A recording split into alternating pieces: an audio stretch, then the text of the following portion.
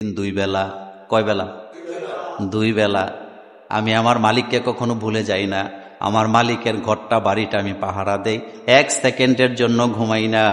যদিও ঘুমাই, মাটিতে আমি আমার কানটা দিয়ে ঘুমাই, যাতে চোর আসলে আমি যেন পাহারা দিতে পারি বাড়িটা। আর আল্লাহ রব্বুল আলামিন তোমাকে সারা জীবন খাওয়ায়, একটা বেলা খাবার নেই, তুমি বাড়িতে আসছো ভিক্ষা করার জন্য। আমার বিবেক নাই নাকি তোমার নাই? তুমি কেন মানুষের কাছে চাইতে আসলা? তোমার তো চাওয়ার কথা ছিল তোমার মালিকের কাছে। আল্লাহু আকবার বলেন। বিবেক কি তোর নাই না আমার নাই? আমার মালিক আমারে পচা বাসি খাবার দেয়, তাও দুই বেলা। আমি আমার মালিকের বাড়ি পাহারা দেই, কানটা মাটিতে দিয়ে রাখি, যাতে করে চোর আসলে আমি যেন টের পাই। আর যেই মালিক তোরে এই বয়স পর্যন্ত খাওয়াইছো, সেই মালিকের কাছে না চাইয়া তুই আরেকজনের মালিকের কাছে চাইতে আসছ, বেটা তোর বিবেক নাই।